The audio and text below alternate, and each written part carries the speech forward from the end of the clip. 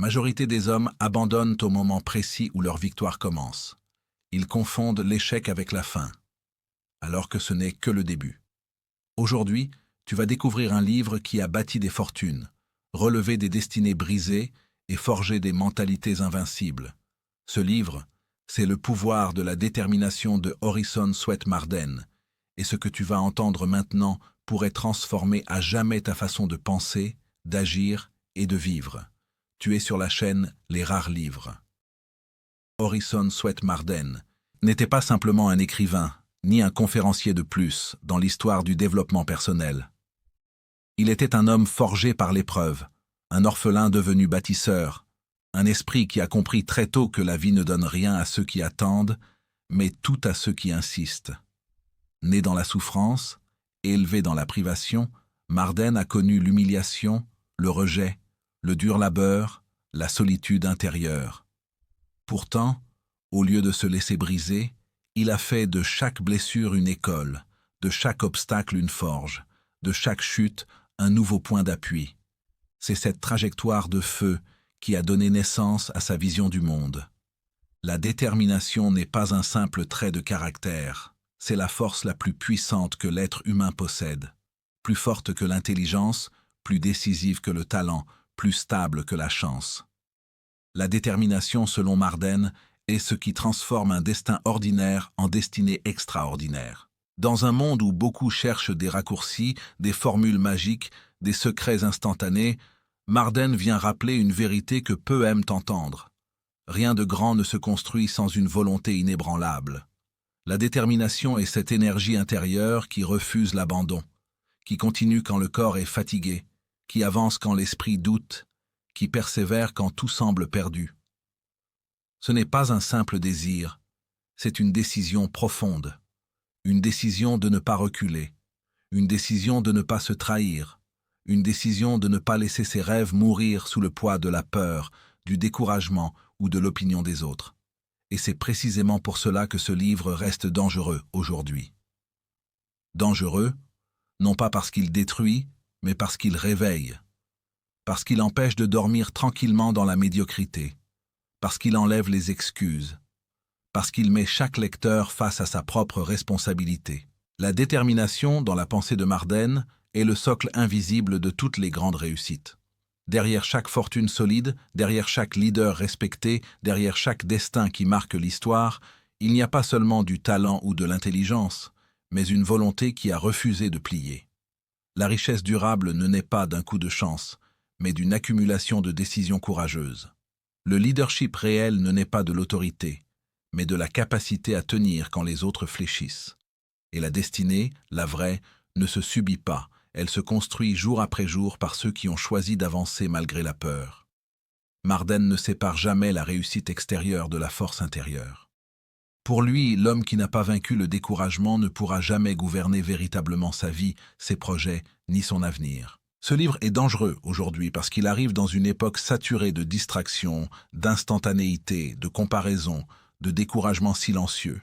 Une époque où beaucoup savent ce qu'ils veulent, mais très peu sont prêts à payer le prix de la constance. Une époque où l'on commence 1000 choses, mais où l'on termine rarement ce que l'on entreprend. Marden vient briser cette mentalité fragile. Il ne flatte pas la paresse, il ne négocie pas avec la faiblesse. Il parle directement à la volonté. Il s'adresse à la partie la plus noble de l'homme, celle qui choisit l'effort plutôt que la fuite, la discipline plutôt que l'excuse, la responsabilité plutôt que la plainte. Le message central de ce livre est simple, mais redoutablement exigeant. Tout ce que tu veux à l'extérieur commence par ce que tu refuses d'abandonner à l'intérieur. La détermination est le pont entre le rêve et la réalité. Elle est ce qui permet à l'homme pauvre de ne pas mourir pauvre dans sa tête. Elle est ce qui permet au leader de ne pas s'effondrer sous la pression. Elle est ce qui permet à l'âme fatiguée de se relever malgré les coups. Marden enseigne que la vie teste toujours la sincérité des désirs. Elle met l'obstacle précisément là où tu doutes le plus, et c'est à cet endroit exact que se décide ton véritable niveau de destin. À travers ce livre, il ne s'agit pas seulement de réussir financièrement, professionnellement ou socialement. Il s'agit de gagner une victoire bien plus rare, celle de ne pas se renier soi-même, de ne pas devenir petit par peur d'échouer, de ne pas trahir ses rêves pour obtenir une sécurité illusoire. Car selon Marden, l'échec le plus grave n'est pas de tomber, mais de refuser de se relever. Ce n'est pas de perdre, mais de renoncer. Ce n'est pas d'être lent, mais d'abandonner la route. Le pouvoir de la détermination n'est donc pas un simple livre de motivation, c'est un miroir. Un miroir cruel parfois, mais juste. Il montre ce que nous pourrions devenir si nous cessions de négocier avec nos faiblesses. Il nous rappelle que les plus grandes batailles ne se livrent pas sur les marchés, dans les entreprises ou dans les foules, mais dans le silence intérieur, là où se décide chaque matin si l'on avance ou si l'on recule. Chapitre 1. La décision qui change une vie. Tout commence toujours par un instant invisible aux yeux du monde. Un instant où personne n'applaudit, où personne ne regarde, où rien d'extérieur ne semble encore avoir changé. Et pourtant, à cet exact moment, une vie entière bascule. Ce n'est pas un bruit, ce n'est pas une explosion, ce n'est pas un miracle soudain, c'est une fracture intérieure, une rupture silencieuse entre ce que l'on accepte de subir et ce que l'on refuse désormais de tolérer. Avant cette décision, l'être humain avance souvent en mode survie, s'adaptant, encaissant, se consolant avec des « ça ira mieux plus tard », repoussant sans cesse le moment d'agir. Puis un jour, quelque chose se brise. Une humiliation de trop, un échec de trop, une fatigue trop lourde, une déception trop profonde. Ce jour-là, quelque chose en toi murmure d'abord, puis hurle « ça suffit ». Ce ne sont pas encore des actions, ce ne sont pas encore des résultats, mais c'est la naissance du point de non-retour. Ce moment est si puissant qu'il fait peur. Car décider réellement, ce n'est pas simplement souhaiter, ce n'est pas rêver, ce n'est pas promettre. Décider, c'est accepter de perdre une version de soi pour en faire naître une autre. C'est renoncer aux excuses qui réconfortent. C'est dire adieu à la sécurité de l'inaction. C'est quitter la prison connue pour une liberté incertaine. Voilà pourquoi 90% des gens abandonnent. Non pas parce qu'ils sont stupides, non pas parce qu'ils sont incapables, mais parce qu'ils ont peur de ce que la décision va exiger d'eux. Ils veulent le changement sans le sacrifice, la réussite sans l'effort, la transformation sans la douleur. Ils veulent le sommet sans l'ascension. Mais la vie ne fonctionne pas ainsi. Chaque saut de niveau demande un abandon. Chaque renaissance demande un deuil. La majorité des êtres humains vivent avec des décisions incomplètes. Ils essaient à moitié, ils s'engagent à moitié, ils croient à moitié, ils travaillent à moitié.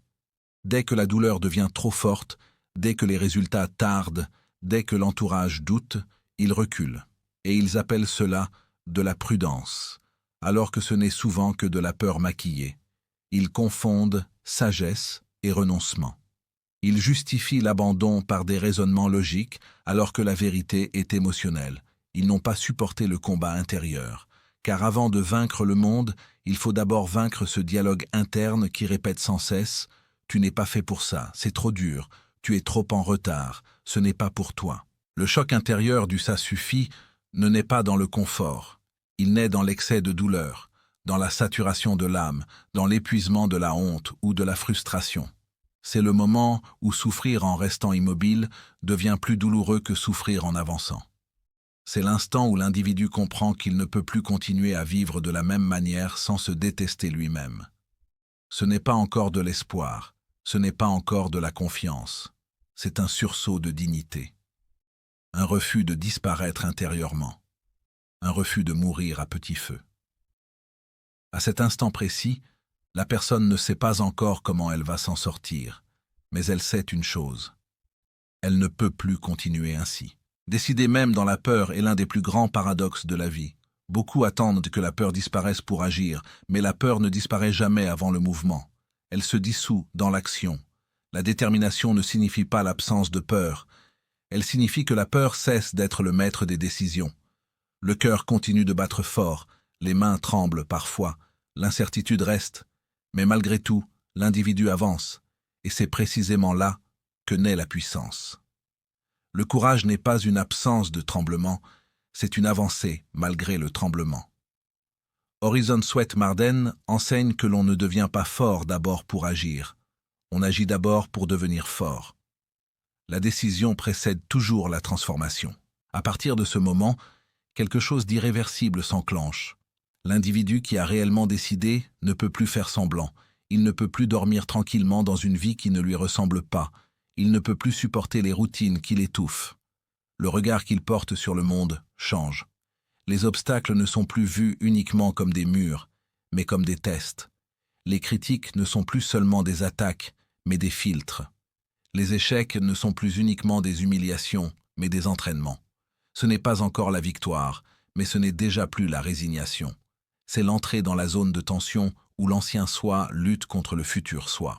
La décision est un acte sacré parce qu'elle engage l'âme entière. Ce n'est pas un simple choix logistique, ce n'est pas un plan sur papier, ce n'est pas une promesse en l'air, c'est un pacte intérieur, un serment silencieux entre toi et ce que tu veux devenir. À partir de cet instant, chaque paresse devient une trahison. Chaque report devient une blessure. Chaque abandon devient une honte intime.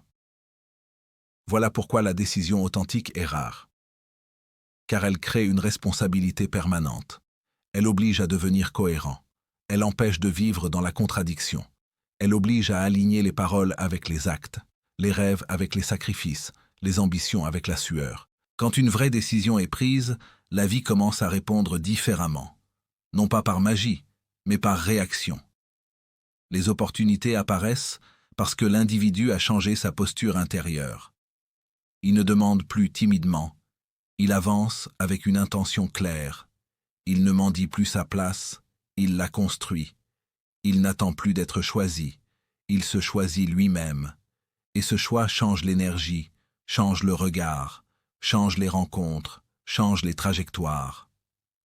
Peu de gens comprennent que le monde obéit davantage à ceux qui ont décidé qu'à ceux qui hésitent. Mais la décision vraie apporte aussi la solitude.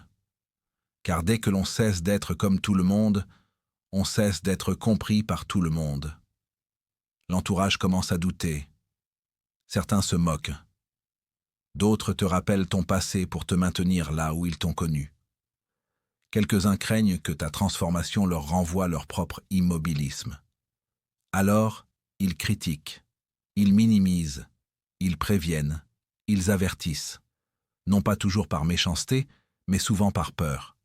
Et c'est là qu'un nouveau combat commence.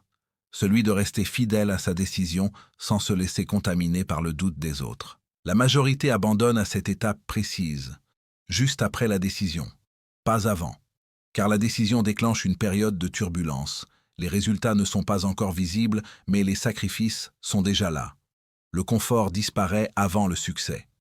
L'ancien monde s'efface avant que le nouveau ne soit construit. C'est une zone de désert intérieur. Et seuls ceux qui ont compris le caractère sacré de leur engagement traversent cette zone sans renoncer. Orison Swett Marden enseigne que la décision n'est pas un événement, c'est un état permanent. Il ne suffit pas de décider une fois, il faut redécider chaque jour, le matin quand la fatigue parle, le soir quand le doute murmure, dans l'échec comme dans l'attente. La volonté se renouvelle, la détermination se réactive. C'est un feu qu'il faut alimenter consciemment, sinon il s'éteint sous le poids des habitudes anciennes. La décision qui change une vie n'est donc pas spectaculaire aux yeux du monde, mais elle est cataclysmique à l'intérieur. Elle détruit les anciennes limites. Elle fracture les croyances héritées. Elle affaiblit progressivement la peur. Elle réveille la dignité. Et surtout, elle impose une direction claire là où régnait le flou. L'individu ne sait pas encore s'il va réussir, mais il sait désormais une chose essentielle. Il ne reculera plus. Et c'est à partir de cette décision intime, invisible, solitaire, exigeante, parfois douloureuse, que naît véritablement la détermination. Pas comme un mot, pas comme un slogan, mais comme une force vivante qui commence à remodeler l'être humain de l'intérieur vers l'extérieur. Chapitre 2. La discipline mentale du gagnant. Après la décision, vient l'épreuve la plus longue, la plus silencieuse et la plus implacable, la maîtrise de soi. Car décider de changer une vie est un acte puissant. Mais maintenir cette décision jour après jour relève d'un combat invisible que peu de gens remportent. La discipline mentale du gagnant ne se voit pas, ne s'applaudit pas, ne s'annonce pas sur les réseaux, mais elle est la vraie racine de toute réussite durable. Sans elle, même la plus belle ambition s'éteint. Sans elle, la flamme née du « ça suffit » finit par se consumer lentement, étouffée par les anciennes habitudes, les pensées parasites, la fatigue émotionnelle et le confort trompeur de la facilité. L'esprit humain est un territoire instable. À l'intérieur, des voix se disputent le pouvoir chaque jour. Certaines poussent vers l'élévation, d'autres tirent vers le renoncement. Certaines rappellent la vision, d'autres rappellent la peur. Certaines parlent de grandeur, d'autres répètent les échecs passés. Tant que l'individu ne prend pas l'autorité sur ses propres pensées, il vit comme un locataire dans son propre esprit, dominé par ce qui surgit au hasard. Le gagnant, lui, comprend une vérité fondamentale. Celui qui contrôle ses pensées contrôle sa direction, et celui qui contrôle sa direction finit par contrôler son destin. Dompter ses pensées ne signifie pas éliminer les pensées négatives, car elles font partie de la nature humaine. Cela signifie refuser de leur obéir. Chaque jour, le mental propose des raccourcis, des excuses, des reports. Chaque jour, il suggère la facilité plutôt que l'effort, la plainte plutôt que l'action, la fuite plutôt que l'affrontement. La discipline mentale commence exactement là, dans le refus de se laisser emporter par la première impulsion. Le gagnant ne laisse pas son humeur décider de ses actes, il agit même quand il n'a pas envie, il avance même quand le cœur est lourd, il travaille même quand la motivation est absente. Il a compris que la motivation est une conséquence, jamais une condition. Le pouvoir de l'autocontrôle est l'arme la plus rare dans un monde dominé par l'instantanéité. Tout pousse à la réaction rapide, à l'émotion immédiate, à la dispersion permanente. Le gagnant, lui, ralentit intérieurement. Il observe ses impulsions avant de leur donner naissance dans ses actes. Il n'est pas esclave de ses colères, de ses peurs, de ses frustrations. Il ne se justifie pas à chaque faiblesse. Il se corrige. Il s'entraîne à faire taire ce qu'il ressent, quand ce qu'il ressent l'éloigne de ce qu'il veut devenir. Ce n'est pas une violence contre soi, c'est une éducation intérieure. Comme on dresse un muscle, il dresse sa volonté. Remplacer la plainte par l'action est l'une des transformations les plus difficiles pour l'être humain. La plainte procure un soulagement immédiat, une fausse sensation de compréhension, une excuse déguisée en vérité. Elle permet d'expliquer l'échec sans l'affronter. Mais la plainte est un poison lent. Elle entretient la faiblesse, elle renforce l'impuissance, elle habitue l'esprit à regarder ce qu'il ne peut pas plutôt que ce qu'il peut. Le gagnant comprend que chaque seconde passée à se plaindre est une seconde volée à sa propre construction. Il peut reconnaître la difficulté sans s'y noyer. Il peut admettre la douleur sans lui donner le pouvoir de l'arrêter. Il parle moins de ses problèmes et agit davantage sur ses solutions. Là où d'autres commentent leur situation, lui la transforme. La répétition mentale est l'un des secrets les plus puissants de la discipline intérieure. L'esprit humain apprend par boucle. Ce qu'il entend, ce qu'il répète, ce qu'il visualise, il finit par le croire. Le gagnant ne laisse pas son esprit être nourri au hasard des informations, des critiques, des doutes extérieurs. Il choisit consciemment ce qu'il laisse entrer dans son monde intérieur. Il répète mentalement sa vision. Il se parle comme on parle à un futur vainqueur, pas comme on parle à une victime. Il façonne progressivement une identité intérieure alignée avec ce qu'il veut devenir, et ce travail invisible produit, avec le temps, des résultats visibles. La rigueur invisible des forts est justement cette capacité à rester fidèle à la discipline quand personne ne regarde. Ce n'est pas dans les moments où le public observe que le caractère se forge, mais dans les moments où l'individu est seul face à ses tentations, face à sa fatigue, face à ses excuses. Le gagnant se corrige dans l'ombre. Il ajuste ses habitudes discrètement. Il élimine ce qui affaiblit son esprit sans faire de bruit. Il construit sa solidité intérieure loin des regards. Et lorsque les résultats apparaissent enfin, le monde parle de chance, alors que tout a été payé longtemps à l'avance par une rigueur silencieuse. La discipline mentale ne rend pas la vie facile, elle la rend possible. Elle n'élimine pas les obstacles, elle donne la force de les traverser. Elle n'efface pas la douleur, elle empêche la douleur de devenir une identité. Elle ne transforme pas l'individu en machine, elle transforme l'individu en maître de lui-même. Car la vraie faiblesse n'est pas de tomber, la vraie faiblesse est de se laisser définir par ses chutes. Le gagnant tombe parfois, doute parfois, faiblit parfois, mais il se relève toujours, parce qu'il a construit une structure intérieure plus forte que ses émotions passagères. Avec le temps, cette discipline mentale crée un effet cumulatif. Ce qui demandait un effort immense hier devient une habitude aujourd'hui. Ce qui semblait impossible devient normal. Ce qui faisait peur devient familier. L'individu change sans s'en rendre compte. Son langage intérieur évolue. Son rapport au temps évolue. Son rapport à la douleur évolue. Il ne cherche plus à éviter l'inconfort, il l'utilise comme un signal de croissance. Là où l'ancien lui cherchait à se protéger, le nouveau lui cherche à s'élever. La vraie victoire de la discipline mentale, ce n'est pas la réussite extérieure, c'est la domination intérieure. C'est cette capacité à rester droit quand tout pousse à plier. C'est cette capacité à rester calme quand tout pousse à réagir. C'est cette capacité à rester constant quand tout pousse à abandonner. Et cette force devient, avec le temps, une identité. L'individu ne dit plus seulement « je veux réussir », il devient quelqu'un pour qui l'abandon n'est plus une option naturelle. Orison Swett Marden enseigne que le monde finit toujours par s'incliner devant celui qui ne s'incline pas devant ses propres faiblesses. La discipline mentale du gagnant n'est pas une posture extérieure, c'est un royaume intérieur conquis jour après jour, pensée après pensée, choix après choix. Et lorsque cette discipline s'enracine profondément, aucune tempête extérieure ne peut plus réellement déraciner l'individu, car sa forteresse n'est plus dans les circonstances, mais dans son esprit. Chapitre 3. La résistance à l'échec.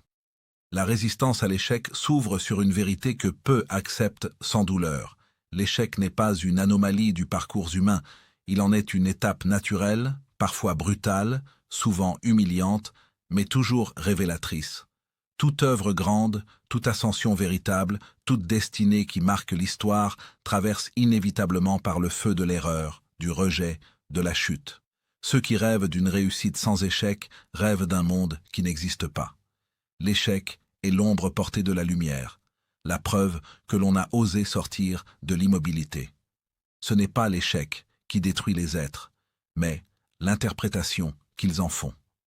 L'échec devient poison pour celui qui y voit une condamnation, mais il devient carburant pour celui qui y voit un apprentissage.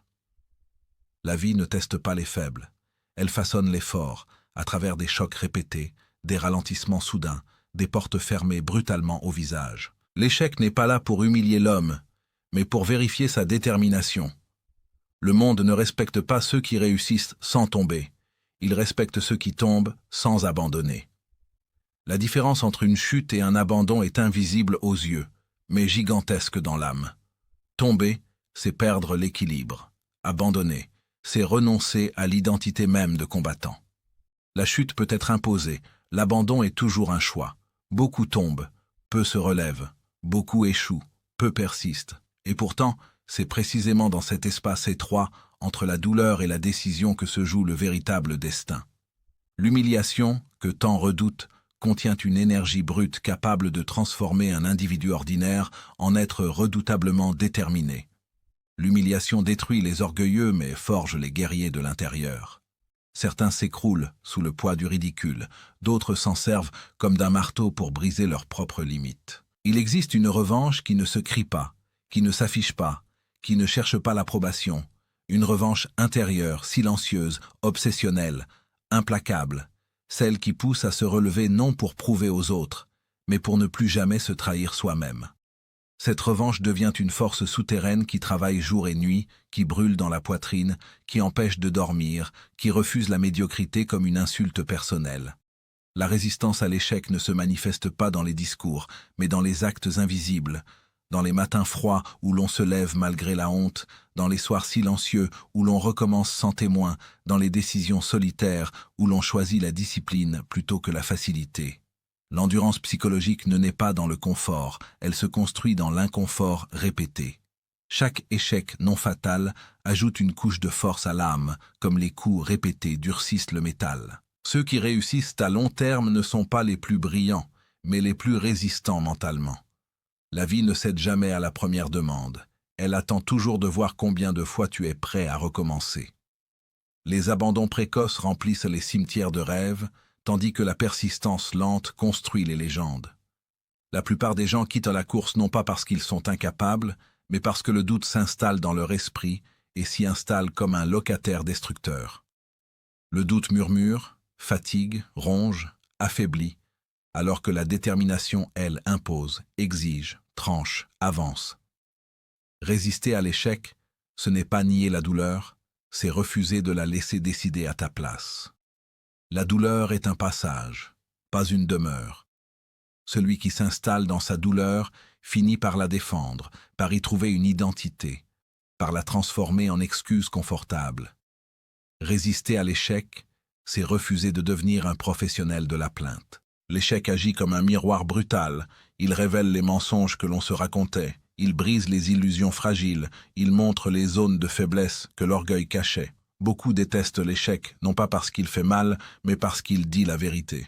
Et pourtant, cette vérité, aussi dure soit-elle, est le point de départ de toute transformation réelle. La revanche intérieure ne cherche pas à écraser les autres, elle cherche à vaincre l'ancienne version de soi-même.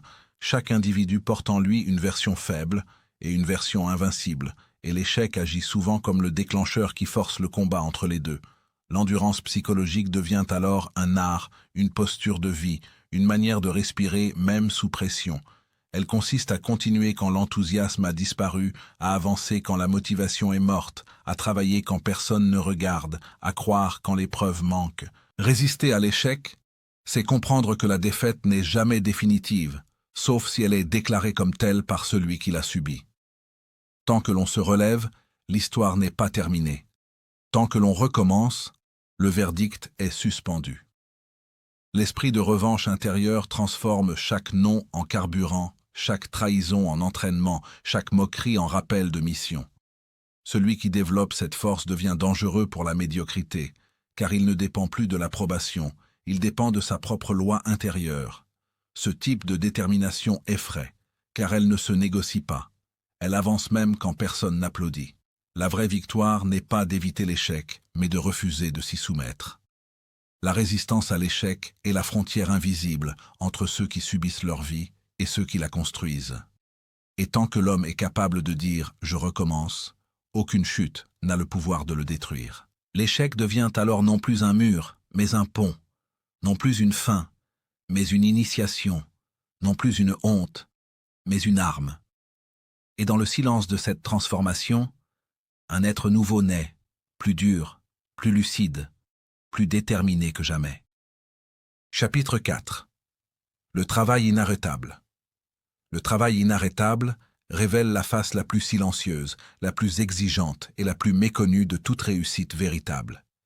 Les heures invisibles, celles que personne ne voit, celles qui ne brillent pas sur les réseaux, celles qui ne font pas la une, celles qui s'empilent dans l'ombre pendant que le monde dort. La réussite est souvent adulée dans sa lumière finale, mais rarement respectée dans ses fondations obscures. Pourtant, tout grand destin repose sur un empilement d'efforts insignifiants en apparence, de petites victoires quotidiennes, de répétitions monotones, de renoncements discrets. Là où beaucoup rêvent de reconnaissance, le travail inarrêtable exige d'abord l'anonymat. Il demande d'avancer sans applaudissements, de bâtir sans témoins, d'apprendre sans gloire. Les heures que personne ne voit sont celles où l'ego est dépouillé, où l'âme est testée, où la discipline devient plus forte que l'émotion. Le monde admire le sommet, mais il ignore la montagne. La constance, bien plus que le talent, décide du sort final. Le talent impressionne, la régularité transforme. Le talent attire l'attention, la constance construit la puissance. Beaucoup possèdent des dons, peu possèdent l'endurance de les exploiter jusqu'au bout. Le travail inarrêtable n'est pas spectaculaire, il est répétitif, parfois ennuyeux, souvent douloureux, mais toujours fidèle. C'est cette fidélité à l'effort qui sépare ceux qui commencent de ceux qui terminent. Le mythe des raccourcis est l'un des plus grands poisons mentaux de notre époque. Il promet beaucoup, exige peu, et livre presque rien. Il fait croire que l'on peut contourner la loi du temps, négocier avec la sueur, tricher avec la maturation. Pourtant, aucune grande œuvre ne s'est bâtie sans lenteur, sans accumulation, sans usure. Ce que l'on gagne trop vite, on le perd trop vite. Ce que l'on construit lentement devient presque indestructible. Le travail inarrêtable refuse les chemins faciles, non par orgueil, mais par lucidité. Il sait que la solidité ne se précipite pas. Il sait que l'arbre qui pousse trop vite casse au premier vent. Construire même fatigué est la signature des êtres déterminés. La fatigue est humaine, l'abandon est un choix.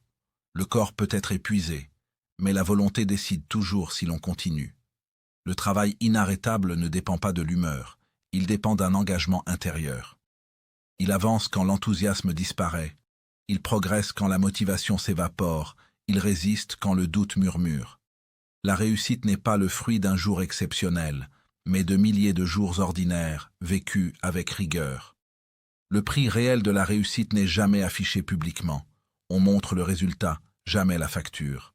Cette facture se paie en heures sacrifiées, en confort abandonné, en distraction refusée, en solitude acceptée. Ceux qui envient la réussite sans respecter son prix sont condamnés à rester spectateurs.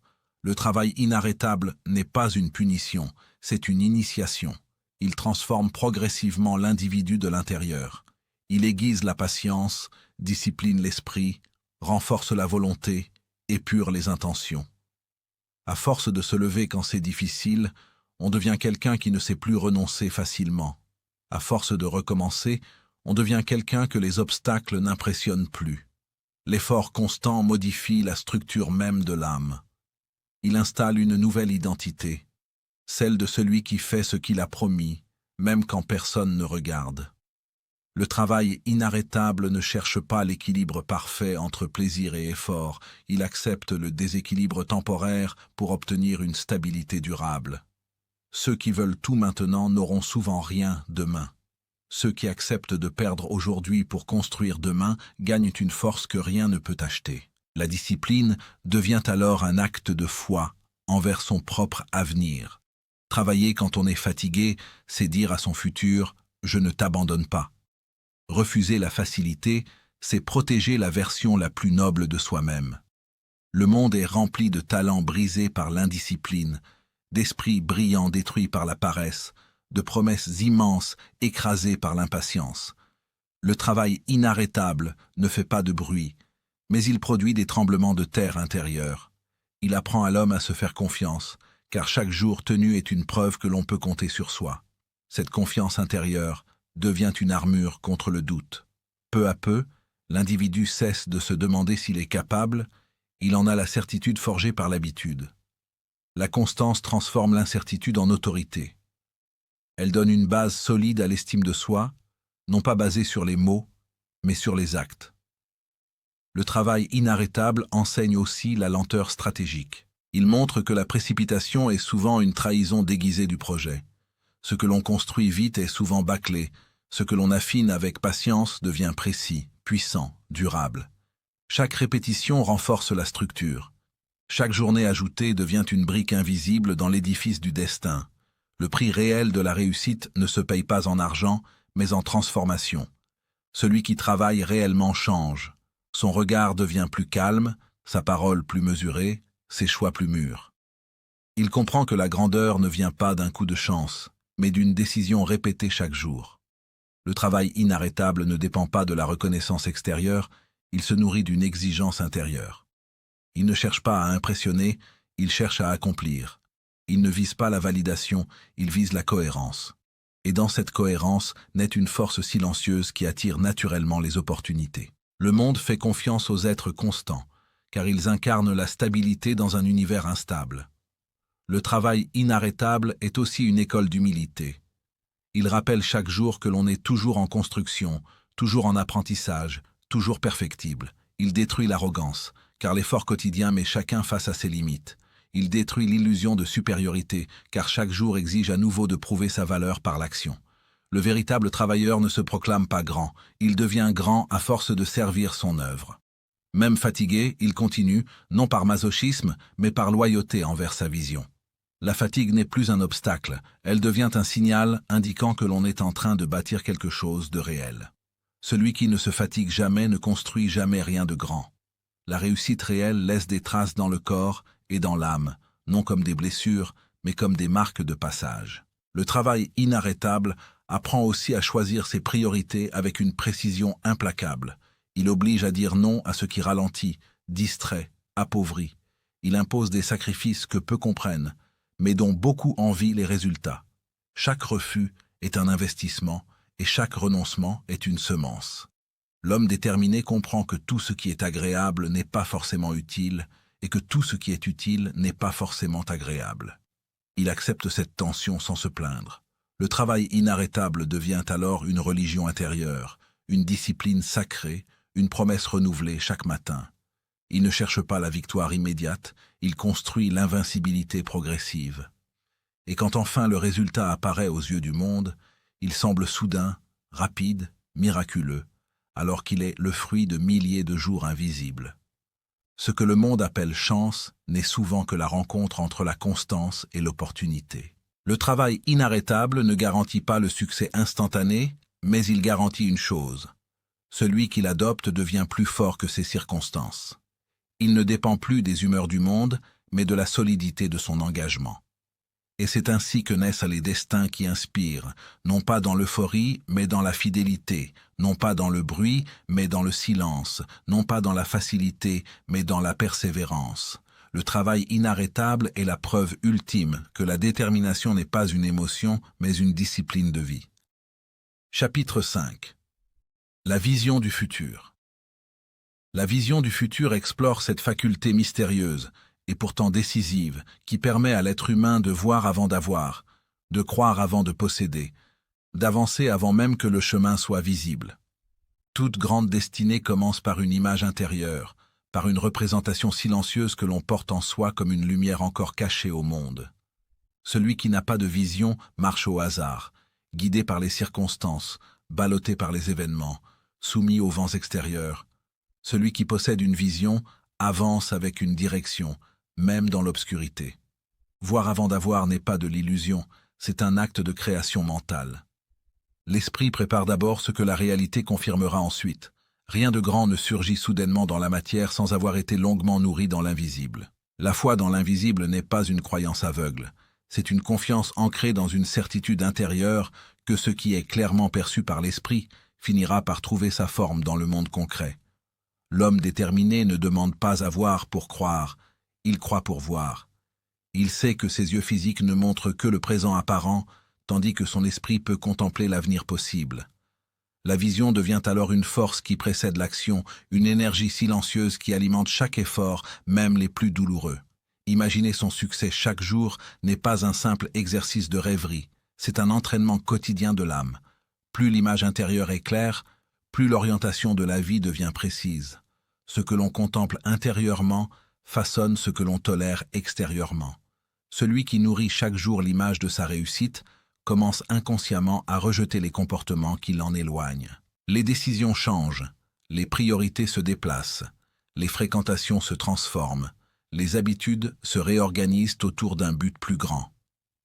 Nourrir son rêve n'est pas un luxe, c'est une nécessité vitale pour quiconque refuse de subir une existence par défaut. Le rêve non nourri se dessèche, il se fragilise, il finit par s'éteindre sous le poids des échecs et des déceptions. À l'inverse, le rêve entretenu devient une flamme intérieure impossible à éteindre. Plus les coups de la vie sont violents, plus cette flamme devient précieuse, car elle empêche l'âme de sombrer entièrement dans le renoncement. La vision agit alors comme un carburant invisible. Elle ne supprime pas la difficulté, mais elle donne une raison de l'affronter. Elle ne garantit pas la rapidité, mais elle garantit la direction. Beaucoup travaillent dur sans vision et finissent épuisés, amers, désorientés. D'autres possèdent une vision sans discipline et s'égarent dans l'illusion. La véritable puissance naît de l'union entre la vision claire et le travail inarrêtable. L'une donne le sens, l'autre donne la force. Celui qui voit loin accepte de marcher longtemps. Celui qui sait où il va supporte mieux la lenteur du chemin. La vision du futur permet aussi de transcender l'instant présent. Elle apprend à l'homme à ne plus être prisonnier de ses émotions immédiates. Les échecs deviennent des étapes, les retards deviennent des détours, les humiliations deviennent des leçons. La vision transforme le chaos en parcours, l'obstacle en instruction, la chute en tremplin. Elle installe l'individu dans une perspective plus vaste que ses douleurs passagères. Il cesse de réagir uniquement à ce qu'il vit et commence à répondre en fonction de ce qu'il devient. La foi dans l'invisible éduque l'âme à la patience. Elle enseigne que tout n'apparaît pas au moment où on le désire, mais au moment où l'on est prêt à le porter. Certaines visions exigent une transformation profonde avant de se matérialiser. Elles demandent du caractère avant de donner du résultat, de la maturité avant d'accorder la réussite. Imaginer son succès chaque jour ne signifie pas fuir la réalité, mais la préparer. C'est graver dans son esprit la version de soi que l'on est en train de construire. À force de contempler cette version future, on commence à s'y conformer inconsciemment. Le corps, les choix, les paroles, le comportement s'alignent peu à peu sur cette image intérieure. La vision devient alors une norme intérieure plus forte que les habitudes anciennes. Nourrir son rêve, c'est protéger son projet contre les doutes extérieurs, contre les critiques, contre les moqueries, contre les prédictions négatives. C'est créer une forteresse mentale où le découragement ne peut pas installer son trône. La plupart des hommes abandonnent non pas parce qu'ils sont réellement incapables, mais parce qu'ils cessent de voir. Quand la vision s'éteint, l'effort devient insupportable. Quand la vision est vivante, même l'effort devient supportable. La vision comme carburant signifie que l'on ne puise plus uniquement dans sa force physique, mais dans sa projection intérieure. Plus l'image est vaste, plus l'énergie disponible augmente. L'homme qui ne voit que ses limites s'épuise vite. L'homme qui voit son avenir puise dans une réserve invisible. La vision n'est pas fixée une fois pour toutes. Elle évolue, elle se précise, elle se purifie avec le temps. Au début, elle est parfois floue, imprécise, fragile. Mais celui qui la respecte, qui l'entretient, qui l'honore par ses actes, la voit devenir de plus en plus claire. Et plus elle devient claire, plus elle devient contraignante. On ne peut plus trahir impunément une vision devenue limpide. Elle appelle à la cohérence, elle exige l'alignement, elle impose des choix radicaux. La vision du futur impose parfois la solitude, car peu comprennent celui qui marche vers ce qu'il ne voit pas encore. Elle impose aussi le renoncement à certaines sécurités confortables, car la sécurité n'a jamais produit les grandes conquêtes. L'homme de vision accepte cette insécurité comme un passage obligé. Il comprend que ce qu'il doit devenir est plus important que ce qu'il doit protéger. Il se détache progressivement de l'approbation, car il a trouvé une validation plus haute, celle de sa propre conscience. Voir avant d'avoir devient alors un serment silencieux, celui de ne pas vivre en dessous de ce que l'on a perçu au plus profond de soi. La vision devient une responsabilité. Plus elle est grande, plus l'exigence intérieure est forte. Celui qui voit grand ne peut plus se contenter de petit. Il ne peut plus justifier la paresse, négocier avec la médiocrité, s'accommoder de l'incohérence. La vision l'oblige à se dépasser en permanence. Elle lui rappelle chaque jour que sa vie a un sens plus vaste que son confort. Et même lorsque le monde semble se liguer contre lui, même lorsque les résultats tardent à venir, même lorsque tout semble indiquer l'échec, la vision demeure comme un phare dans la tempête. Elle ne supprime pas les vagues, mais elle empêche de perdre la direction. Celui qui perd la vision dérive, celui qui conserve la vision traverse. La vision du futur est donc une force créatrice, une discipline intérieure, une foi incarnée dans l'image mentale. Elle est la racine invisible de toutes les grandes réalisations. Sans elle, l'effort se disperse. Avec elle, l'effort s'organise, se purifie, se concentre. Et c'est ainsi que les destinées se sculptent en silence, par des hommes et des femmes qui acceptent de voir ce que les autres n'osent même pas imaginer. Chapitre 6. La peur. La peur s'attaque aux plus anciens, aux plus silencieux et au plus redoutable ennemi de la détermination humaine. Cette force invisible qui ne brise pas les corps mais enchaîne les volontés, qui ne frappe pas les visages mais éteint les élans intérieurs, qui ne crie jamais mais murmure sans cesse le doute, l'abandon et la résignation. La peur de l'échec ouvre la marche de toutes les autres peurs, car elle touche directement l'estime de soi. Elle menace l'image intérieure. Elle fait redouter le jugement, la chute, l'humiliation, la perte de valeur. L'être humain n'a pas seulement peur de rater, il a peur de ce que l'échec dira de lui, de ce qu'il croira de lui après la chute. Alors il hésite, il retarde, Il ajourne ses décisions. Il repousse son appel intérieur à plus tard, jusqu'à ce que le plus tard devienne jamais. La peur agit comme une prison mentale sans barreaux, dont la porte n'est verrouillée que par la croyance que l'on ne peut pas sortir. Elle transforme les rêves en soupirs, les projets en regrets, les élans en autocensure. La peur du regard des autres renforce encore ce mécanisme, car l'homme est un être social, et le jugement collectif peut devenir plus oppressant que la souffrance personnelle. Beaucoup renoncent non parce qu'ils ne sont pas capables, mais parce qu'ils redoutent d'être vus en train d'essayer. Ils préfèrent être invisibles que vulnérables, silencieux que critiqués, immobiles que ridiculisés. Le regard des autres devient alors une autorité intérieure qui dicte les choix, bride les désirs, étouffe la vérité personnelle. L'individu ne vit plus pour accomplir ce qu'il porte en lui, mais pour éviter ce que les autres pourraient penser de lui. Il se façonne une existence tolérable, mais étrangère à son âme. La peur de réussir, plus subtile encore, agit comme un poison paradoxal, car elle ne touche pas la crainte de l'échec, mais celle du changement. Réussir implique de quitter certains repères, de s'éloigner de certaines relations, de porter davantage de responsabilités, de s'exposer à de nouvelles attentes. Beaucoup sabotent inconsciemment leur propre ascension parce que la réussite les obligerait à devenir quelqu'un qu'ils n'ont jamais osé être. Elle les contraindrait à affronter leur propre grandeur, ce qui est parfois plus effrayant que leur propre faiblesse. La peur devient alors un geôlier mental qui surveille chaque pensée, chaque impulsion, chaque élévation. Elle installe des limites imaginaires dans l'esprit, puis les fait passer pour des vérités indiscutables.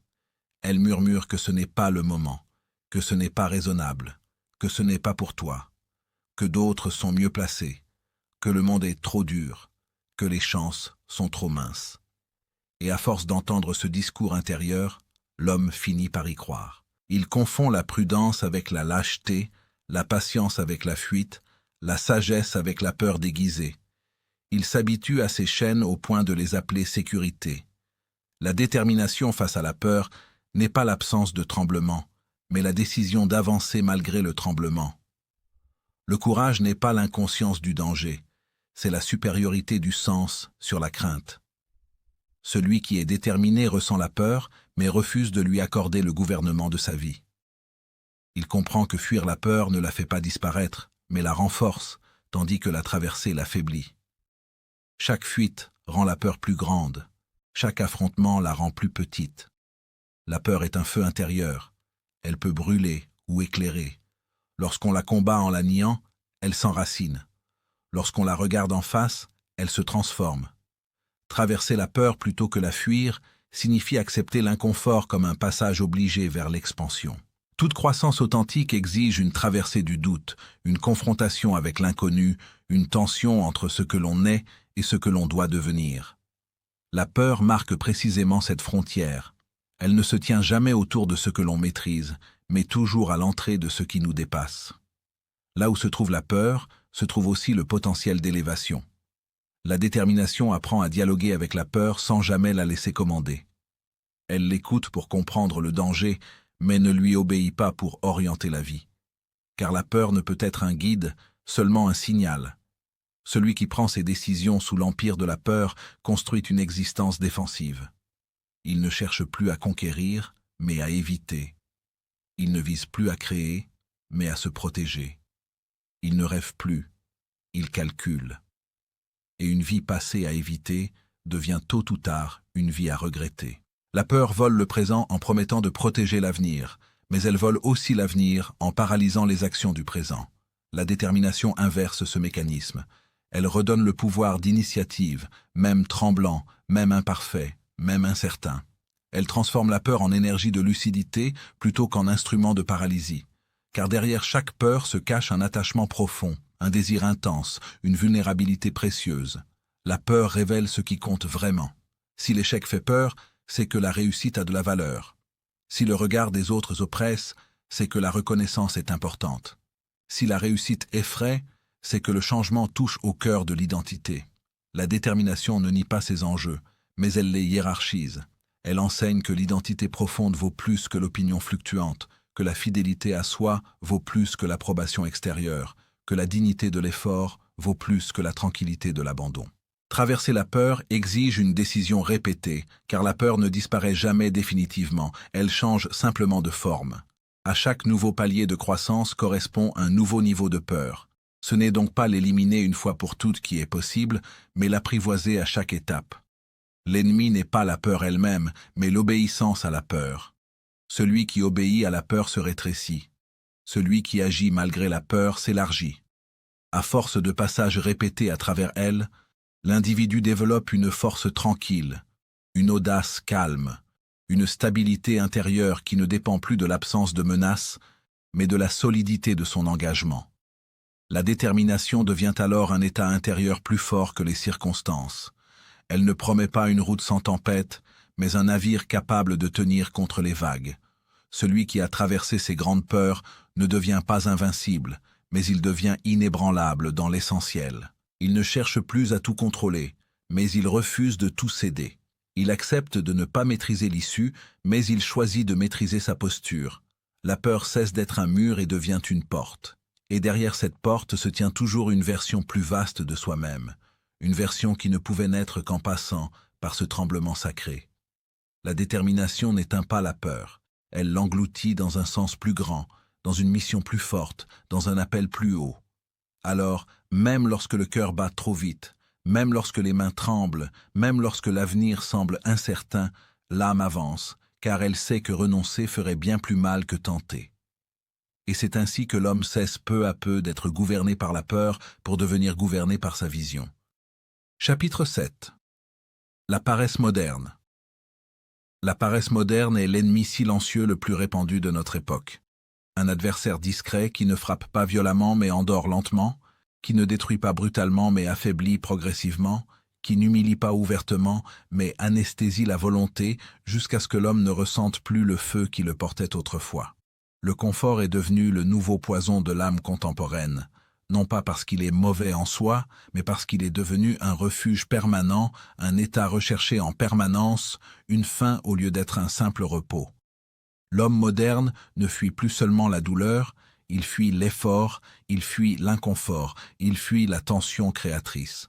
Il choisit la facilité avant la grandeur, la distraction avant la concentration, l'instant agréable avant l'accomplissement durable. Le confort, lorsqu'il devient une habitude, transforme le potentiel en paresse déguisée et l'ambition en caprice occasionnel. L'illusion du divertissement est l'un des pièges les plus puissants de cette époque, car elle donne l'impression d'être vivant sans exiger d'être engagé. Les écrans hypnotisent, les réseaux captent l'attention, les plaisirs rapides saturent l'esprit, et pendant ce temps, les rêves attendent dans le silence. L'homme croit se reposer alors qu'il se vide. Il croit s'amuser alors qu'il s'éloigne de sa mission. Il croit profiter du moment alors qu'il sacrifie l'avenir. Le divertissement excessif devient une fuite sophistiquée devant soi-même. Il remplit les heures, mais vide le sens. Il crée une agitation constante qui empêche toute profondeur. L'esprit n'est plus en repos. Il est simplement occupé.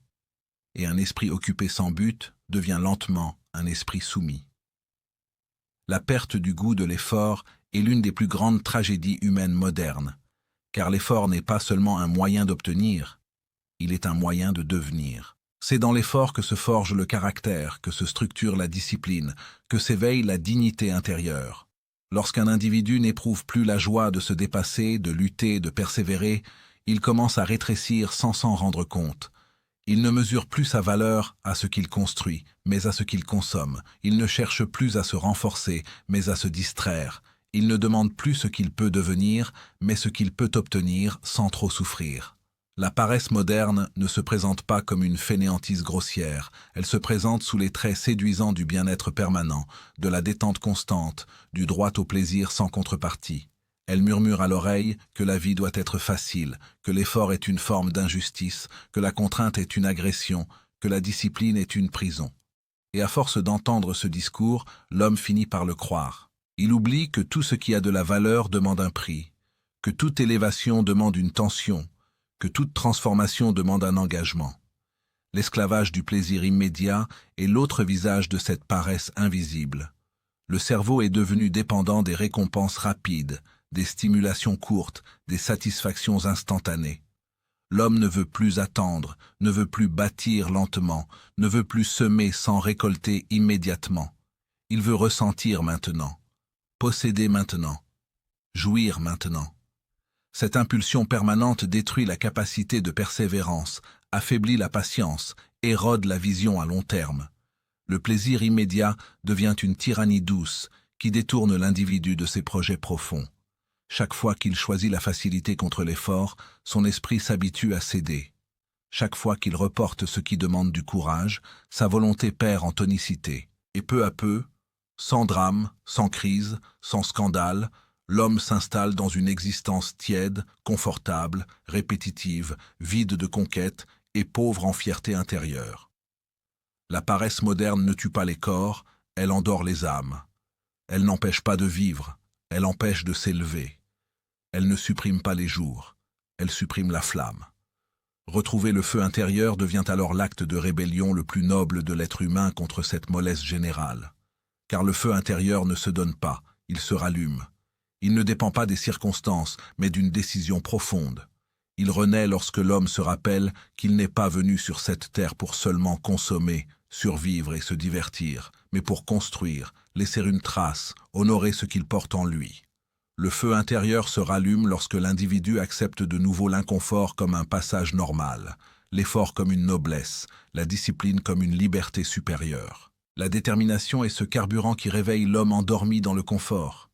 Elle brise la dépendance à la facilité. Elle remet l'effort au centre de la dignité humaine. Elle réapprend à l'homme la saveur du combat intérieur, le goût du dépassement, la joie silencieuse de la victoire sur soi. Ce n'est pas le monde extérieur qui rend paresseux, c'est la décision intérieure de renoncer à l'exigence. Chaque être humain conserve au fond de lui une étincelle de grandeur, même s'il l'a recouverte de couches de distraction, d'habitudes molles, de plaisirs faciles. Retrouver cette étincelle exige un choc de conscience, un réveil brutal parfois, une lucidité douloureuse mais salvatrice. Il faut oser regarder sa vie sans anesthésie, sans justification, sans mensonge intérieur. Il faut accepter de reconnaître les heures perdues, les talents gaspillés, les appels ignorés. Non pour se condamner, mais pour se relever. Car la paresse moderne n'est pas une condamnation définitive.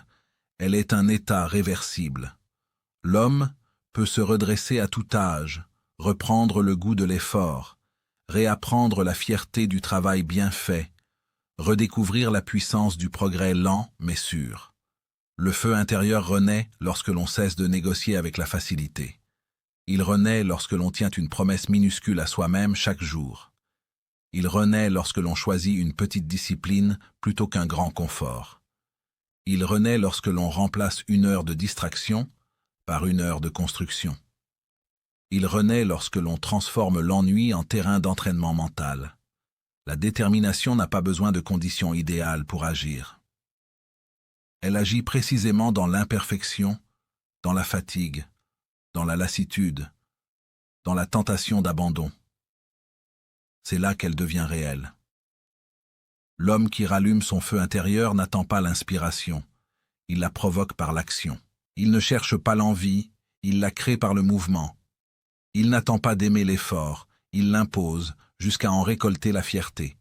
Et cette fierté devient alors une nouvelle source de motivation, plus profonde, plus stable, plus noble que le plaisir immédiat. La paresse moderne promet la tranquillité mais accouche de la frustration. Le feu intérieur, lui, exige l'effort mais engendre l'accomplissement. L'un endort, l'autre élève. L'un rassure à court terme, l'autre construit à long terme. L'un flatte les instincts, l'autre forge l'âme. La détermination enseigne que la vraie liberté ne consiste pas à faire ce que l'on veut quand on veut, mais à être capable de faire ce que l'on doit même quand on n'en a pas envie. Et c'est cette capacité qui distingue les existences ordinaires des destinées puissantes. L'homme qui retrouve son feu intérieur cesse de se demander ce que la vie peut lui donner et commence à se demander ce qu'il peut offrir à la vie. Il cesse de compter ses droits et commence à honorer ses devoirs. Il cesse de chercher l'agréable et recommence à poursuivre le grand. Et dans ce retournement intérieur s'opère une transformation silencieuse mais irréversible. La détermination reprend sa place, Le confort perd son trône, l'effort retrouve sa dignité, le plaisir cesse d'être un maître et redevient un simple compagnon de route, et l'homme, enfin, recommence à marcher non plus vers ce qui l'endort, mais vers ce qui l'élève. Chapitre 8. Le doute intérieur. Le doute intérieur est l'ennemi le plus intime, le plus discret et le plus dangereux que l'être humain puisse affronter. Car il ne vient pas de l'extérieur, il naît à l'intérieur même de la conscience, dans ce lieu secret où se forgent les décisions, les renoncements, les ambitions et les abandons silencieux.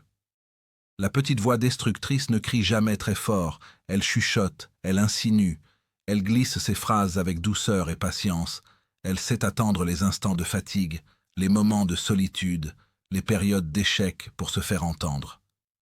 Elle murmure que ce n'est pas pour toi, que tu n'es pas assez prêt, pas assez fort, pas assez intelligent, pas assez né pour réussir.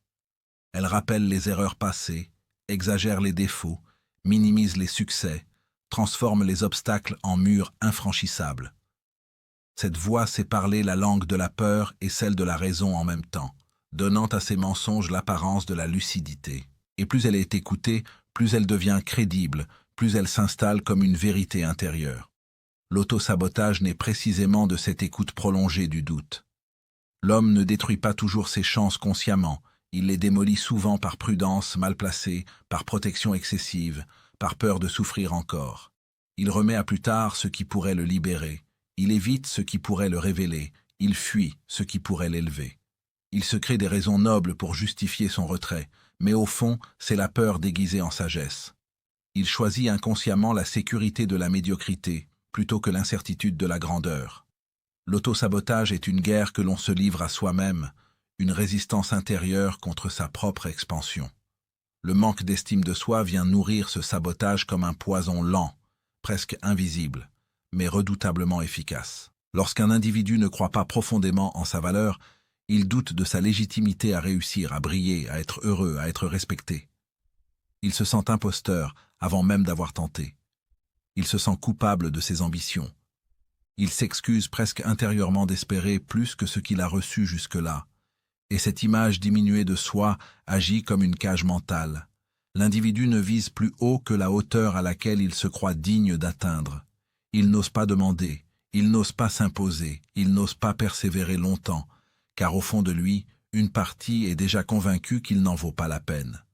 Le combat intérieur devient alors permanent, silencieux, épuisant. D'un côté, l'élan naturel de la vie qui pousse à grandir, à explorer, à conquérir, à dépasser. De l'autre, la peur de chuter, la peur d'être jugé, la peur d'échouer à nouveau, la peur de décevoir, la peur de se décevoir soi-même. Ce combat ne cesse jamais vraiment, car chaque nouveau palier de croissance réveille de nouveaux doutes. Plus l'homme avance, plus l'enjeu grandit, plus la voix intérieure tente de le freiner. Le doute est comme une ombre attachée à toute ambition. Il n'est pas un signe de faiblesse, il est la preuve qu'une conquête est en cours. Mais la différence entre l'homme qui avance et celui qui stagne ne réside pas dans l'absence de doute, elle réside dans la manière de vivre avec lui. Certains obéissent au doute, d'autres marchent malgré lui. Croire malgré le doute est l'un des plus hauts actes de détermination de l'existence humaine. Ce n'est pas une croyance naïve, ce n'est pas une illusion aveugle.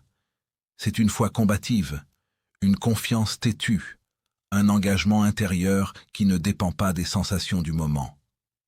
Croire malgré le doute, c'est décider que la voix de la peur ne sera pas la voix du commandement. C'est accepter d'avancer avec les genoux qui tremblent, avec l'incertitude dans la poitrine, avec l'angoisse au fond du ventre. C'est refuser d'attendre le moment où l'on se sentira parfaitement prêt, car ce moment n'existe pas. La petite voix destructrice promet la sécurité, mais elle enferme. L'action promet le risque, mais elle libère. Plus l'homme agit malgré ses doutes, plus ses doutes perdent de leur pouvoir. Car le doute se nourrit de l'inaction. Il prospère dans l'attente, dans l'hésitation, dans le report. L'action, même imparfaite, le met en difficulté.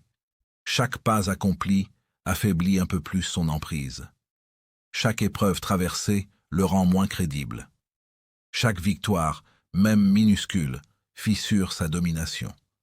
Peu à peu, l'individu découvre que le doute n'était pas une prophétie mais une émotion, qu'il n'était pas une vérité mais un état passager. Le manque d'estime de soi commence alors à se transformer, non par des paroles vides, mais par des preuves vécues. On ne construit pas la confiance par des phrases répétées devant un miroir, mais par des engagements tenus dans le réel. On ne se respecte pas parce qu'on l'affirme, on se respecte parce qu'on agit en accord avec ses valeurs, même quand c'est difficile. Le combat intérieur permanent n'est pas une malédiction, il est une forge. Chaque lutte contre soi renforce une couche invisible de caractère. Chaque victoire contre la peur grave, une ligne de solidité dans l'âme. Chaque renoncement au sabotage accroît la puissance intérieure. L'homme qui ose croire malgré le doute ne devient pas invincible. Il devient indestructible intérieurement. Il peut encore tomber, mais il ne s'abandonne plus. Il peut encore échouer, mais il ne se renie plus. Il peut encore pleurer, mais il ne se trahit plus. La détermination ne supprime pas le doute, elle l'empêche de diriger la vie. Elle lui refuse le trône. Elle l'oblige à marcher derrière, là où il n'est plus maître, mais simple témoin. L'individu découvre alors une vérité fondamentale. Le doute ne signifie pas que l'on est incapable. Il signifie simplement que l'on est en train de sortir du connu. Et toute sortie du connu est accompagnée d'un vertige naturel. Ce vertige n'est pas un signal d'arrêt, c'est un signal de transformation. La petite voix destructrice ne disparaît jamais totalement, mais elle peut être mise à distance, relativisée, démasquée. On apprend à l'écouter sans lui obéir. On apprend à reconnaître ses stratégies, ses exagérations, ses scénarios catastrophes. On apprend à ne plus confondre ses murmures avec sa propre essence. L'homme n'est pas ses peurs, il est celui qui les traverse. L'homme n'est pas ses doutes, il est celui qui choisit malgré eux. Le doute devient alors un simple indicateur de croissance, un bruit de fond qui accompagne l'élévation mais ne la contrôle plus. Croire malgré le doute devient une discipline quotidienne. Chaque matin, il faut parfois redécider de croire. Croire dans le chemin, croire dans le processus, croire dans sa capacité d'apprendre, croire dans la lente construction de soi. Cette foi active n'est pas fondée sur l'absence d'obstacles. Elle est fondée sur la certitude intérieure que l'on peut traverser les obstacles. La détermination enseigne que l'homme n'avance pas parce qu'il est sûr de réussir. Il avance parce qu'il a décidé de ne plus reculer. Il avance parce que rester immobile lui coûte plus cher que risquer la chute. Il avance parce que l'abandon lui fait plus peur que l'échec. Et dans ce mouvement, quelque chose de profond bascule. Le doute devient une force paradoxale, un rappel constant que chaque pas est un acte de courage, que chaque persévérance est une victoire cachée, que chaque engagement est un signal envoyé à l'univers intérieur. Je choisis de croire, même quand je tremble. L'auto-sabotage perd alors son pouvoir lorsque l'individu cesse de se parler comme à un ennemi et commence à se parler comme à un allié en construction. Il cesse de se condamner pour ses hésitations et apprend à les traverser. Il cesse de demander la perfection et accepte le progrès. Il cesse d'attendre d'être sans peur pour agir et accepte d'agir avec la peur. C'est ainsi que le doute, loin de détruire la détermination, devient paradoxalement un terrain d'entraînement pour elle. Chaque fois que l'homme ose malgré lui-même, sa volonté s'épaissit. Chaque fois qu'il continue, malgré l'envie d'abandonner, sa puissance intérieure augmente. Chaque fois qu'il croit sans preuve immédiate, sa foi devient une force créatrice. Et peu à peu, sans bruit, sans fanfare, sans témoin, une transformation irréversible s'opère. L'homme qui doutait de lui devient un homme qui avance avec le doute, mais qui n'est plus gouverné par lui. Il comprend alors que le doute n'était jamais le véritable obstacle. Le véritable obstacle était l'obéissance au doute. Et au moment précis où cette obéissance prend fin, commence la véritable libération intérieure. Chapitre 9. Devenir inarrêtable. Devenir inarrêtable marque l'instant précis où l'être humain franchit une frontière invisible, celle après laquelle il n'est plus possible de revenir en arrière, non parce que le chemin serait physiquement bloqué, mais parce que l'âme elle-même a changé de direction. Le point de non-retour n'est pas un événement spectaculaire, ce n'est pas toujours une victoire éclatante ni un échec fracassant. C'est souvent un moment intérieur, secret, silencieux, où quelque chose se brise et se reconstruit en même temps. À cet instant, l'individu comprend qu'il ne peut plus continuer à vivre comme avant, qu'il ne peut plus faire semblant, qu'il ne peut plus négocier avec sa peur, qu'il ne peut plus trahir son propre appel intérieur. Ce point de non-retour surgit parfois après une humiliation, parfois après une perte, parfois après une fatigue extrême, parfois après une prise de conscience brutale. Il surgit lorsque l'âme dit « Maintenant c'est assez ». À partir de ce moment, même si le chemin reste dur, même si les obstacles persistent, quelque chose devient irréversible. L'ancien soi commence à mourir et le nouveau soi commence à respirer. Quand on ne peut plus faire marche arrière, ce n'est pas parce que le passé est effacé, mais parce que le futur est devenu trop grand pour être ignoré. L'individu ne peut plus se contenter de survivre, il veut exister vraiment. Il ne peut plus se réfugier dans ses excuses, car elles ont perdu leur goût. Il ne peut plus se cacher derrière ses peurs, car il a trop longtemps souffert de leur domination. Il avance non plus seulement par espoir, mais par nécessité intérieure. La détermination change alors de nature. Elle n'est plus un effort volontaire, elle devient un état. Elle n'est plus une lutte quotidienne contre l'abandon. Elle devient une marche naturelle vers l'avant. La confiance construite dans la douleur est la plus solide de toutes, car elle ne repose ni sur les encouragements extérieurs, ni sur les compliments, ni sur les succès faciles. Elle se forge dans les nuits où personne ne regarde, dans les combats où personne n'applaudit, dans les erreurs où personne ne pardonne immédiatement. Chaque chute relevée ajoute une couche de résistance à l'âme. Chaque trahison surmontée renforce la lucidité. Chaque échec traversé sans renoncement agrandit la foi intérieure. Cette confiance ne crie pas, elle ne s'exhibe pas, elle ne cherche pas l'approbation. Elle est calme, posée, presque grave. Elle ne dit pas « je vais réussir », elle dit « je continue ». Elle ne promet pas la victoire, elle garantit la persévérance. Et dans cette persévérance, l'identité du battant se construit lentement, sans slogan, sans déclaration théâtrale.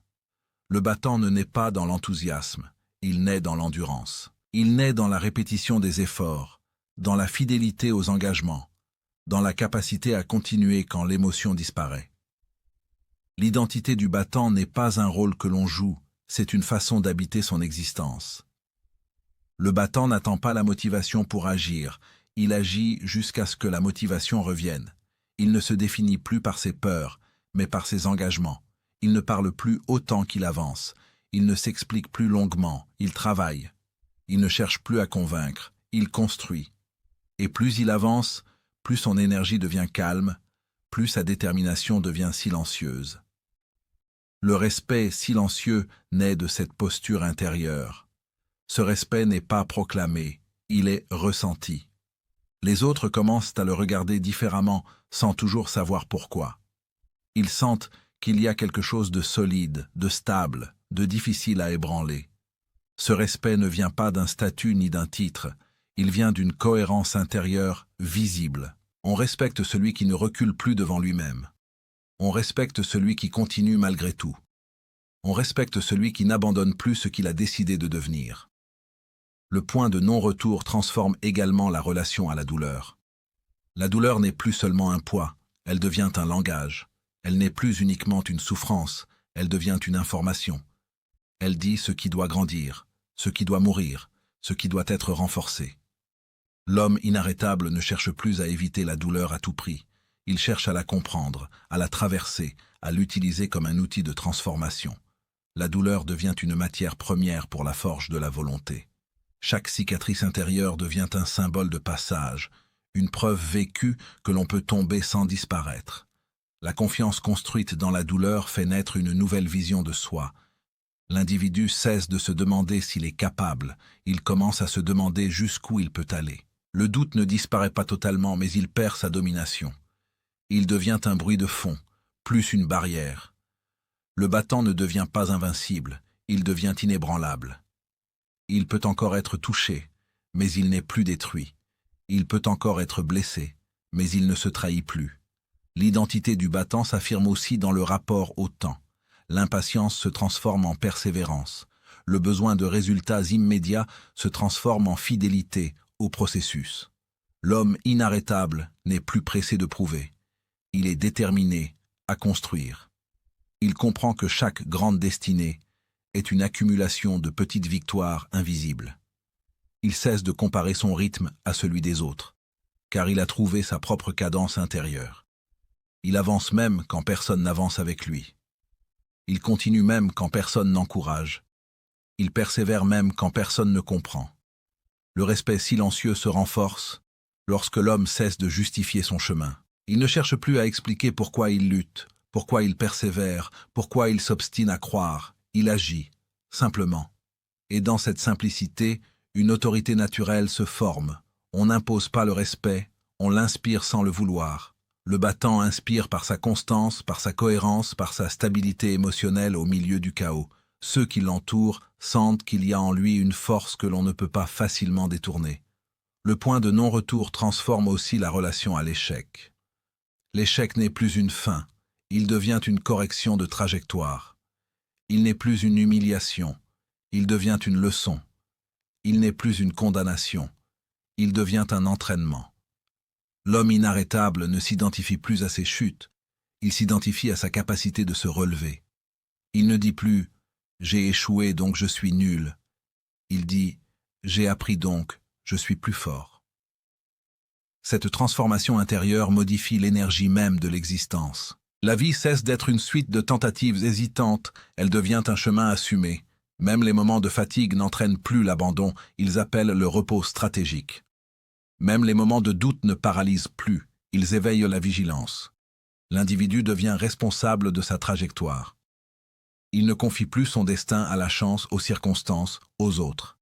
Il reprend la possession intérieure de son avenir. Quand on ne peut plus faire marche arrière, ce n'est pas parce que le succès est garanti, c'est parce que le renoncement est devenu impossible. L'âme refuse désormais de retourner dans l'ancienne prison des excuses, de la passivité, de la peur chronique. Elle a goûté à la dignité de l'effort, à la noblesse de la persévérance, à la puissance du mouvement intérieur. Et ce goût ne s'oublie plus. La confiance construite dans la douleur devient une seconde colonne vertébrale. Même lorsque le corps hésite, même lorsque l'esprit vacille, quelque chose tient debout à l'intérieur. Cette force ne se voit pas dans le miroir, elle se perçoit dans les choix quotidiens.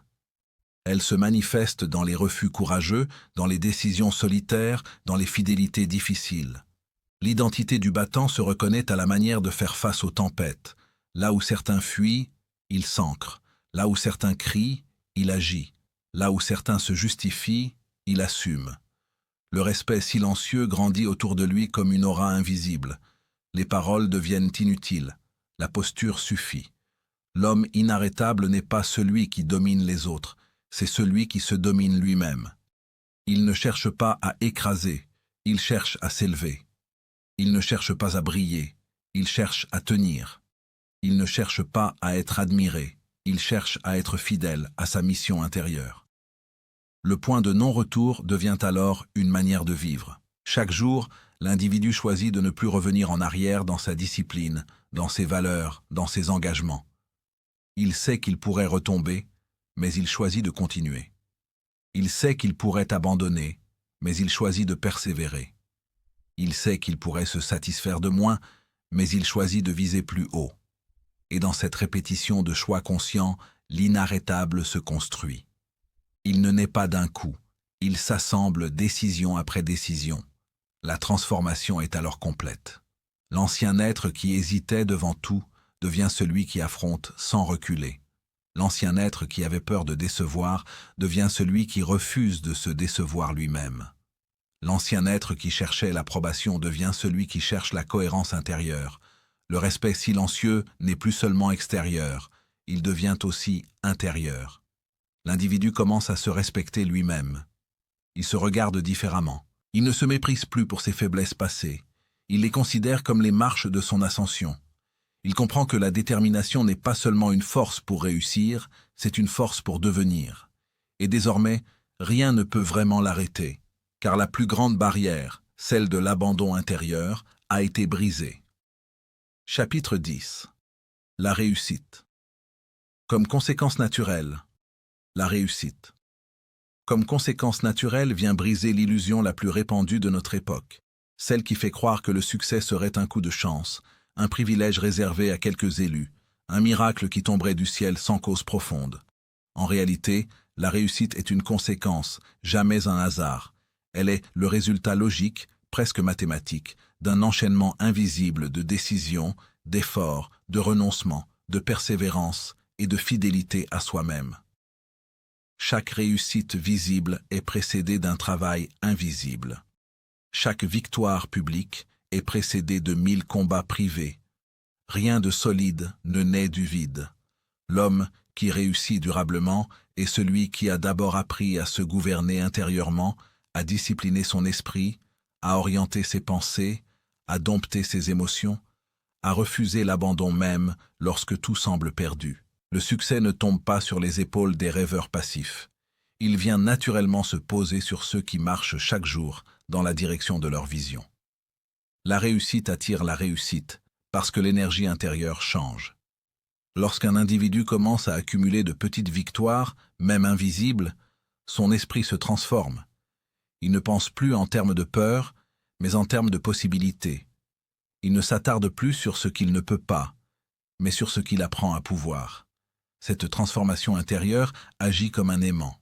Les opportunités commencent à apparaître non pas par magie, mais parce que l'homme est devenu capable de les voir, de les saisir, de les supporter. La réussite attire la réussite parce qu'elle modifie la posture intérieure, le regard, la démarche, la parole, la vibration même de l'être. Celui qui avance avec détermination dégage une énergie particulière. Il n'a plus l'odeur de la fuite ni la posture de la peur. Il dégage une stabilité qui rassure, une constance qui attire, une fiabilité qui inspire confiance. Le charisme du déterminé ne vient pas de son discours, il vient de sa cohérence. Il ne vient pas de son apparence, il vient de sa force intérieure. Les autres sentent instinctivement qu'il y a en lui une direction claire, une volonté ferme, une colonne vertébrale invisible. Ce charisme silencieux ouvre des portes, facilite des alliances, attire des soutiens, provoque des rencontres déterminantes. Non parce qu'il manipule, mais parce qu'il incarne. L'impact sur l'entourage devient alors puissant. Quand un être se transforme réellement, son environnement ne peut pas rester intact. Certains s'élèvent au contact de sa discipline, de sa rigueur, de sa foi dans l'effort. D'autres se sentent dérangés, remis en question, parfois même vexés par son changement. La réussite agit comme un révélateur. Elle inspire les uns et bouscule les autres. Elle oblige chacun à se positionner face à sa propre responsabilité. Le déterminé devient un miroir. Ceux qui veulent progresser se rapprochent. Ceux qui veulent rester immobiles s'éloignent. Et cela fait partie du prix à payer, car celui qui choisit la détermination choisit aussi la solitude à certains moments du chemin. Il choisit parfois l'incompréhension, la jalousie, le doute des proches, les critiques silencieuses ou ouvertes. Mais il choisit surtout la fidélité à sa destinée. La destinée changée ne se traduit pas seulement par des résultats extérieurs, elle se manifeste d'abord par une transformation intérieure radicale. L'être ne subit plus sa vie, il la conduit. Il ne se contente plus de réagir, il choisit. Il ne se laisse plus définir par ses origines, ses échecs, ses blessures. Il se définit par ce qu'il décide de devenir. La réussite comme conséquence naturelle signifie que l'homme cesse de courir après le succès comme une fin en soi. Il se concentre sur sa croissance, sur sa discipline, sur son travail, sur son alignement intérieur, et le succès suit naturellement ce mouvement. De la même façon que l'arbre ne cherche pas le fruit, mais grandit d'abord, l'être ne doit pas chercher la réussite, mais devenir d'abord celui qui la mérite. Le succès n'est alors plus un objectif obsessionnel, il devient une conséquence paisible. Il ne vole plus l'âme, il l'accompagne. Il ne détruit plus l'équilibre, il le renforce. L'homme déterminé ne s'enivre plus de ses résultats, il les respecte comme des étapes. Il ne se croit pas arrivé, il se sait en chemin. La réussite attire la réussite, car chaque victoire bien intégrée élève le niveau intérieur. L'homme accepte des responsabilités plus grandes, il voit plus large, il vise plus haut, il agit avec plus de maturité. Le charisme du déterminé devient alors une force créatrice. Il ne se contente plus de construire sa propre réussite, il influence positivement ceux qui l'entourent. Il devient une preuve vivante que l'effort porte ses fruits, que la discipline libère, que la vision donne une direction réelle à l'existence. Son entourage commence à changer de regard sur lui-même. Les plus jeunes y voient un modèle. Les plus fragiles y voient une espérance. Les plus brisés y voient une possibilité de relèvement. Et même ceux qui le critiquaient finissent par le respecter en silence. La destinée changée n'est pas toujours spectaculaire aux yeux du monde, mais elle est immense aux yeux de celui qui la vit.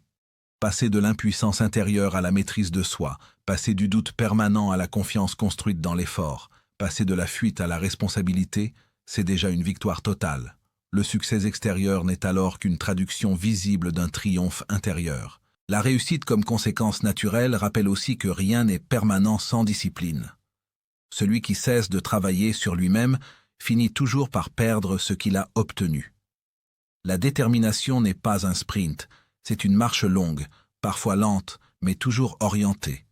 La réussite durable appartient à ceux qui comprennent que chaque jour compte, que chaque décision pèse, que chaque renoncement renforce, que chaque persévérance construit. L'homme déterminé n'attend plus que la vie lui donne des raisons d'agir, il devient lui-même la cause de ses résultats. Il comprend que le succès est un effet, pas une cause, qu'il suit l'identité et ne la précède jamais. Plus l'être devient fort intérieurement, plus sa vie devient stable extérieurement. Plus il clarifie son esprit, plus son chemin se précise. Plus il respecte ses engagements, plus le monde commence à le respecter aussi. La réussite attire alors naturellement ce qui lui correspond. Des opportunités à sa mesure, des défis à sa hauteur, des relations à son nouveau niveau. La destinée changée ne signifie pas une vie sans difficulté, mais une vie avec un sens clair. Les épreuves ne disparaissent pas, mais elles ne détruisent plus l'âme.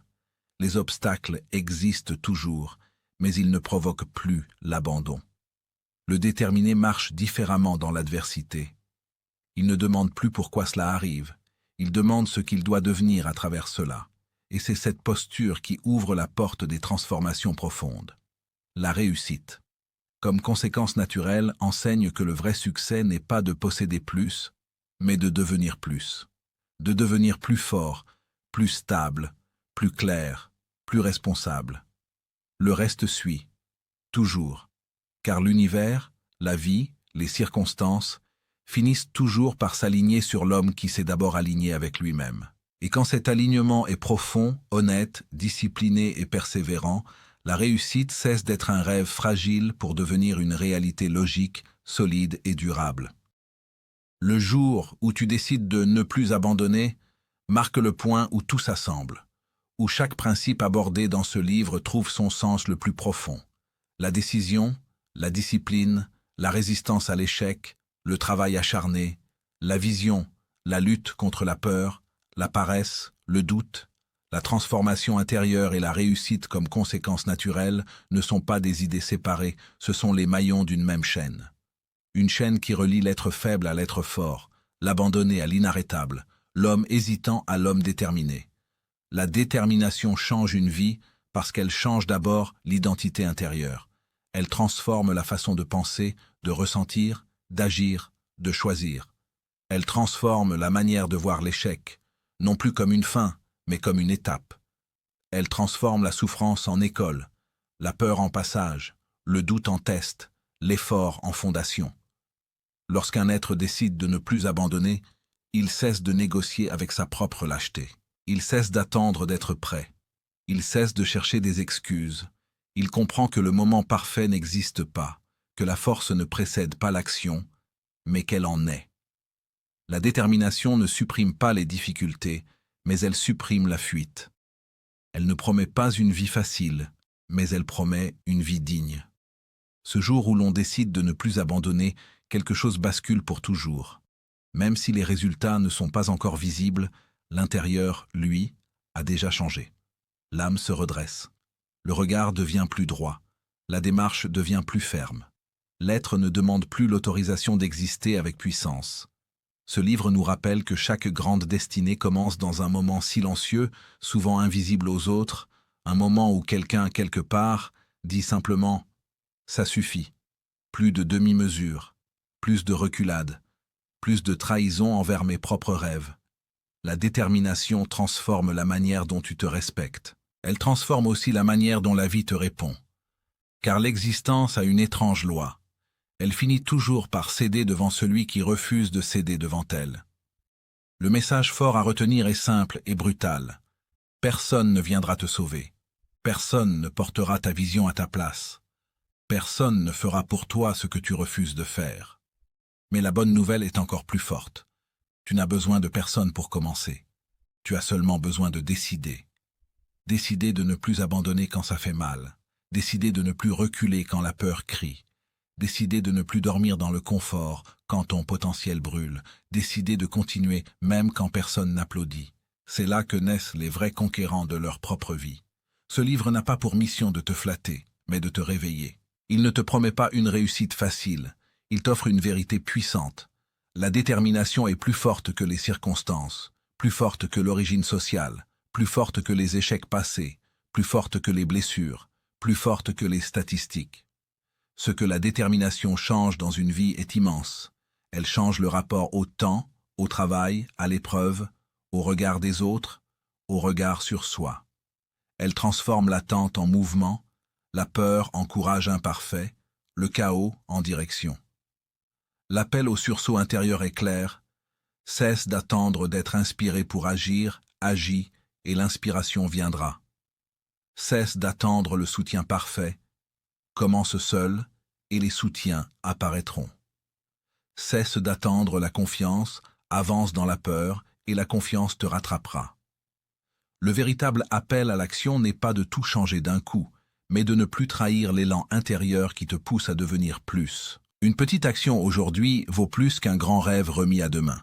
Si ce résumé t'a parlé, si tu sens quelque chose vibrer en toi, alors ne laisse pas cette énergie mourir ici. Mets une décision en mouvement. Prends une habitude nouvelle. Coupe avec une distraction inutile. Reviens à ton objectif. Redresse-toi intérieurement. Et si ce type de contenu t'aide à reconstruire ton mental, à renforcer ta discipline, à réveiller ta force intérieure, alors abonne-toi à la chaîne Les Rares Livres, car chaque vidéo est une arme mentale de plus pour ceux qui refusent de vivre à genoux. Et souviens-toi de cette phrase. Grave-la dans ton esprit. Le monde appartient à ceux qui tombent, mais surtout à ceux qui se relèvent sans plus jamais demander la permission de réussir.